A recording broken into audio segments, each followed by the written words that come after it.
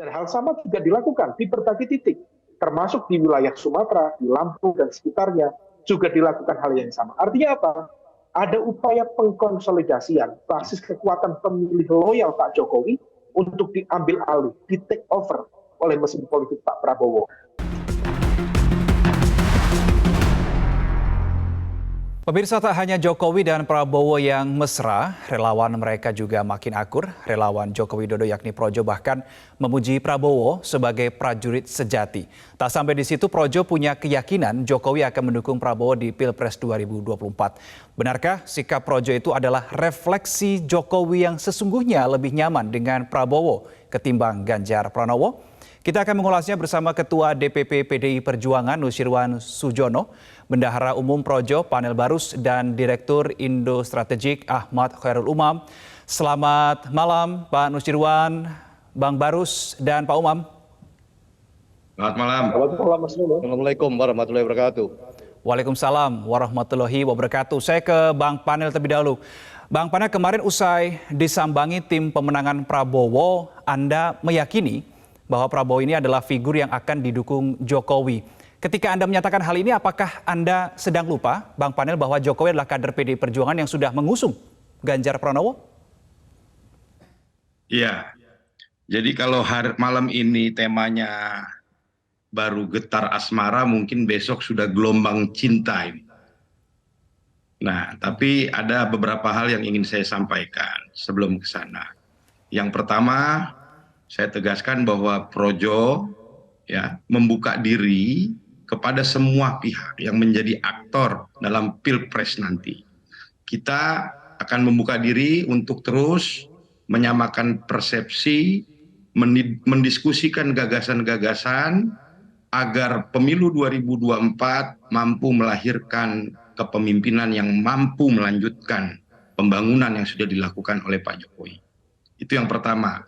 Yang kedua, dalam pertemuan-pertemuan dengan semua pihak, tidak ujuk-ujuk kita bicara tentang siapa yang pantas.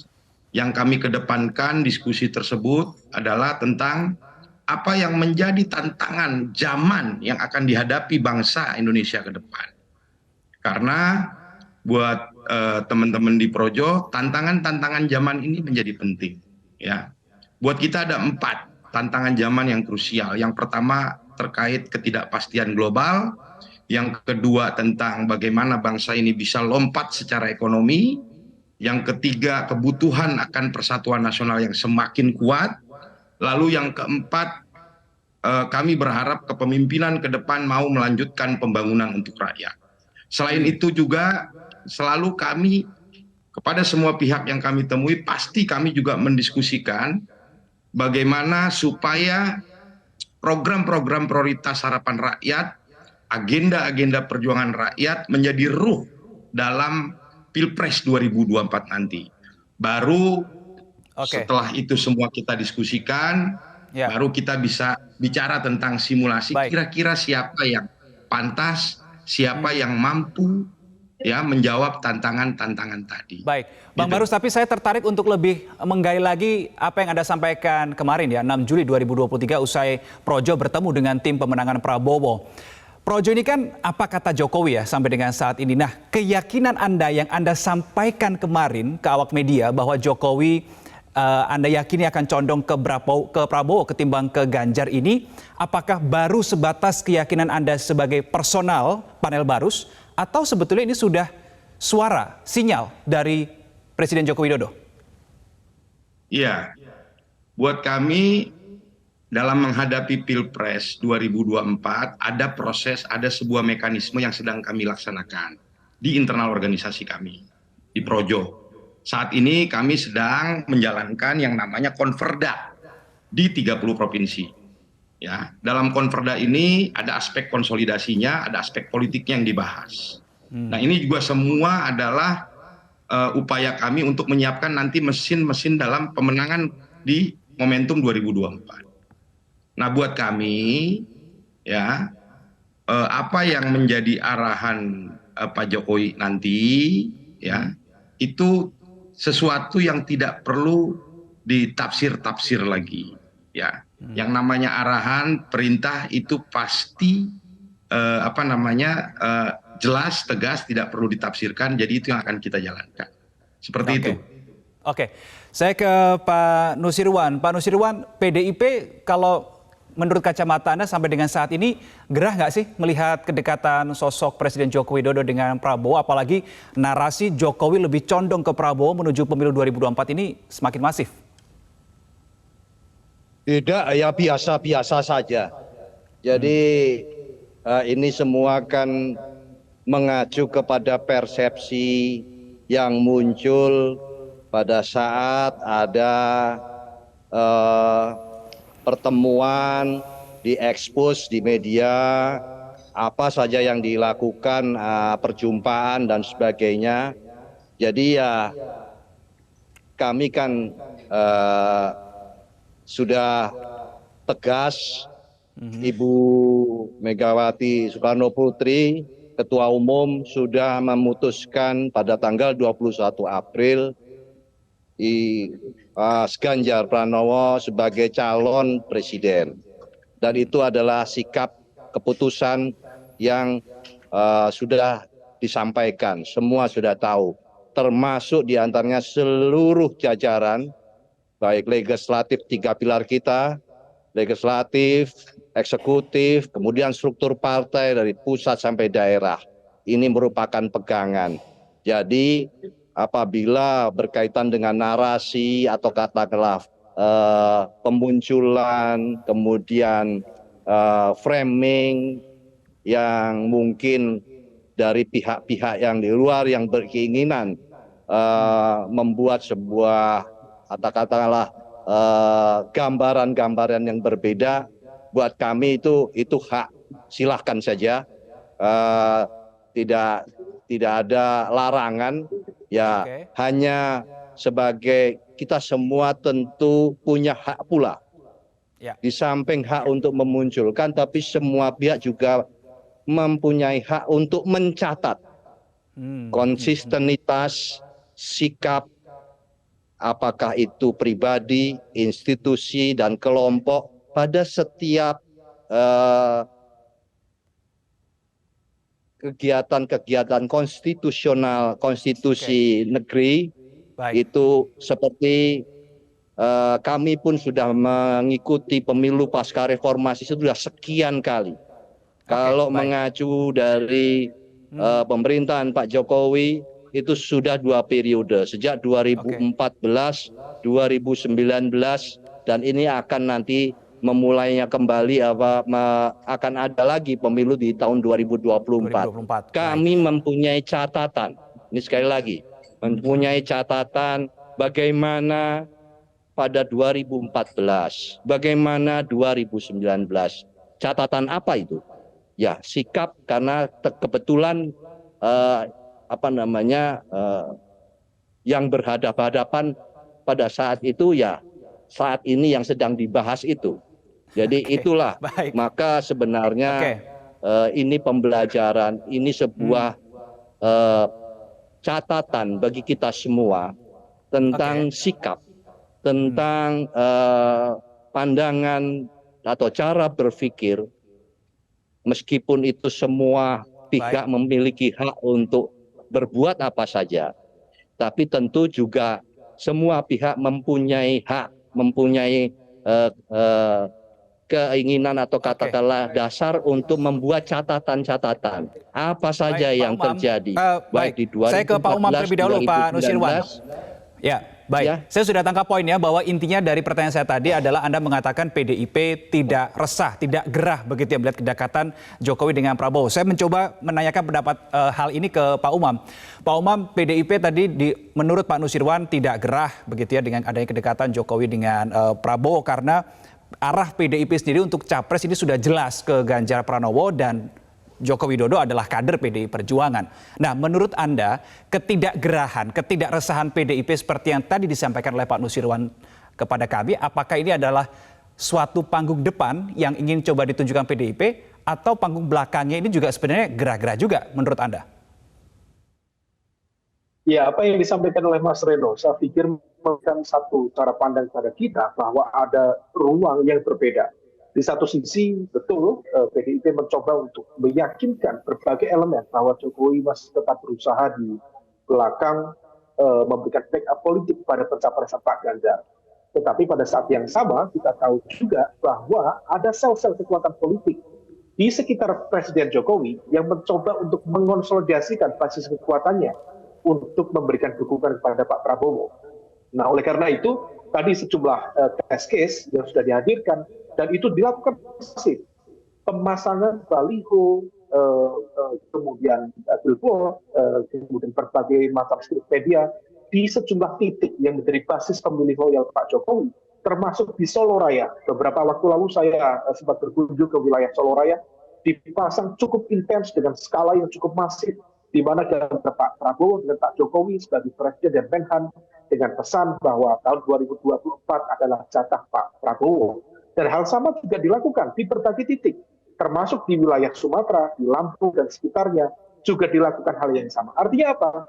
Ada upaya pengkonsolidasian basis kekuatan pemilih loyal Pak Jokowi untuk diambil alih, di take over oleh mesin politik Pak Prabowo.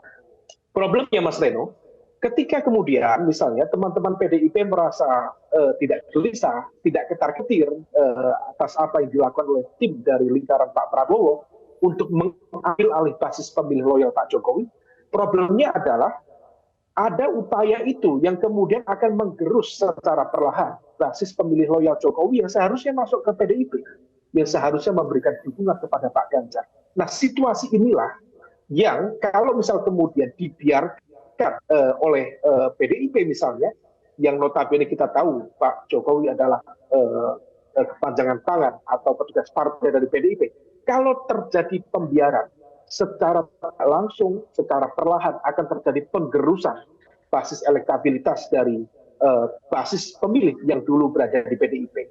Nah, hal ini yang kemudian harus diantisipasi.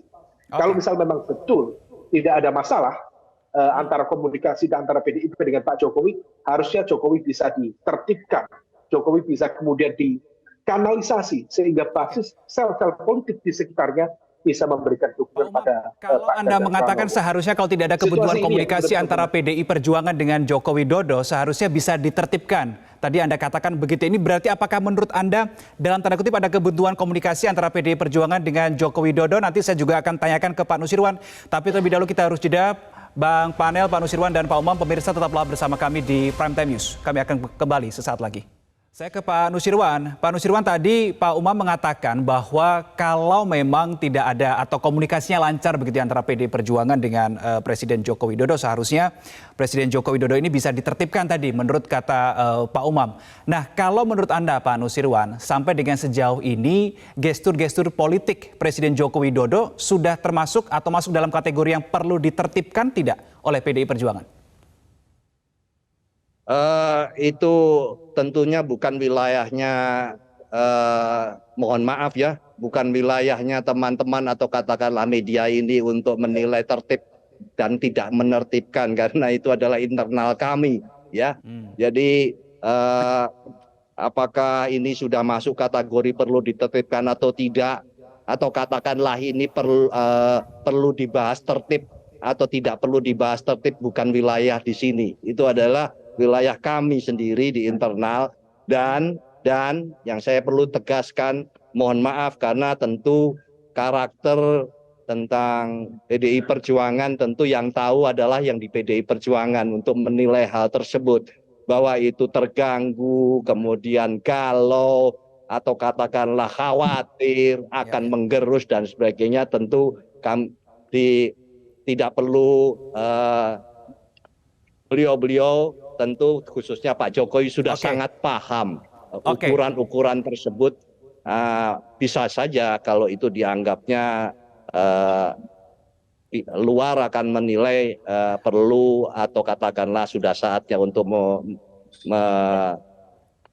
mengklarifikasi dan sebagainya. Tapi Pak tentu Nusirwan, tapi ada satu poin menarik tadi yang disampaikan oleh Pak Umam, Pak Nusirwan, bahwa ini sebaiknya menjadi warning tersendiri bagi PDI Perjuangan, karena kalau ini tidak atau dibiarkan begitu saja, maka basis elektoral, basis suara Presiden Joko Widodo yang sebelumnya dinikmati oleh PDI Perjuangan ini akan bergeser ke Prabowo. Bagaimana Anda merespon hal ini? Tidak ada di Republik ini, Negara Kesatuan Republik Indonesia ini yang tidak tahu Pak Jokowi itu berasal dari mana. Tidak pernah ada itu. Jadi sepertinya kalau ada survei itu semua sudah paham Pak Jokowi dari mana. Dan itu tidak perlu dibahas lagi. Nah, jadi kalau misalnya hal demikian tentu hal-hal yang berkaitan dengan pembahasan sikap politik dan sebagainya adalah tentu itu masuk menjadi di internal kewenangan kami. Oke, baik. Demikian saja menurut saya. Baik, saya mencoba ke Bang Panel. Bang Panel, tadi Pak Nusirwan mengatakan bahwa publik tahu kok bahwa Pak Joko Widodo ini adalah berasal dari PDI Perjuangan, anak ideologi PDIP. Nah, kalau Projo sendiri menilai sekarang arah Pak Jokowi kemana? Jadi begini Mas Reno, tadi udah saya sampaikan buat kami ini terbuka pada semua aktor Pilpres. Kita selalu mengedepankan diskusi, ya, menyamakan persepsi bahwa ada tantangan zaman ke depan yang akan dihadapi bangsa ini. Ya, semua pihak kita akan ajak diskusi, termasuk dengan teman-teman PDIP, teman-teman relawan Ganjar, kita ajak diskusi. Agenda perjuangan rakyat harus menjadi ruh dalam Pilpres 2024. Saya pikir itu hal penting. Ya. Nah, Projo sendiri lagi menjalankan sebuah proses internal organisasi yang kita beri nama Konverda. Tapi ujungnya nanti kita akan mendengarkan secara langsung bisikan Pak Jokowi, arahan Pak Jokowi. Ya. Nah, kalau kemudian posisi politik Projo di 2024 nanti tidak bersama-sama dengan calonnya PDIP, saya pikir itu tidak masalah juga. Yang penting ya diskusinya nggak boleh berhenti tentang gagasan gitu. Karena buat kami yang terpenting ada 3 hal. Yang pertama supaya supaya pemilu 2024 nanti kita bisa menghasilkan kepemimpinan nasional yang kuat, yang dicintai rakyat seperti Pak Jokowi. Yang kedua, supaya kita semua menjadi bagian dari yang ikut berpartisipasi dalam merawat demokrasi. Yang ketiga juga yang tidak kalah penting, bahwa kita juga menjadi aktor-aktor, menjadi bagian yang selalu mengedepankan politik gagasan ketimbang politik rujak-rujakan. Saya pikir itu penting. Sudah saya tangkap Bang Panel pesannya. Tapi saya mencoba untuk menanyakan ke Pak Umam. Pak Umam, menurut Anda apakah sosok Prabowo Subianto ini sebaiknya tetap waspada dengan manuver-manuver dan gestur politik yang dilakukan oleh Presiden Joko Widodo, mengingat sampai dengan saat ini sosok Joko Widodo adalah anak ideologis PDIP? Iya, soal waspada atau tidak, saya pikir tentu Pak Prabowo harus tetap meletakkan satu kerangka berpikir yang harus waspada. Bagaimanapun juga betul bahwa Jokowi adalah kepanjangan tangan atau petugas partai dari PDIP, tetapi diakui atau tidak bahwa sejumlah sel-sel kekuatan politik di lingkaran Jokowi sendiri per hari ini menunjukkan kecenderungan untuk melakukan keberpihakan kepada Pak Prabowo. Kalau kita cermati hasil dari musra yang kemarin dideklarasikan oleh Mas Panel Barus dan juga teman-teman di Projo, sebenarnya hasilnya itu betul-betul unpredictable, di luar prediksi yang ada. Karena posisi nomor 1 bukan Pak Ganjar Pranowo, tetapi justru Pak Prabowo Subianto dengan angka perolehan sekitar 20%. Disusul kemudian Pak Ganjar Pranowo 19%. Lalu disusul dengan Pak Erlangga Hartarto di angka 12%. Memang betul selisih antara Pak Prabowo dengan Pak Ganjar hanya 1%. Tetapi secara psikologis, menempatkan pada posisi pertama Pak Prabowo Subianto jelas menunjukkan keberpihakan yang cukup clear bagaimana arah, orientasi, dan juga preferensi politik dari sel-sel relawan yang berada di luar konstitusi partai untuk bergerak. Dan semua itu patut diduga, Mas teman-teman semuanya, bahwa itu atas sepengetahuan Pak Jokowi. Oleh karena itu besar kemungkinan atas sepengetahuan atau atas arahan Pak Jokowi, Pak Umam? Projo dan sebagainya. Ya. Atas sepengetahuan Pak Jokowi atau atas arahan Pak Jokowi menurut Anda? Dua-duanya bisa ditafsirkan begitu.